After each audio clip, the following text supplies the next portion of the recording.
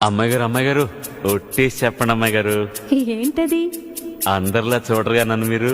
అంటే ఏదో నాకు తోచింది మంచు చెడ్డో చేసేస్తూ ఉంటా కదా. అయితే అయినా నా మీద ఎప్పుడైనా కోపం వస్తుందా మీకు? రాదులే. అంటే అంటే నేనంటే నువ్వంటే మీకెంతో నాకెంతో ఇష్టం అన్నమాట.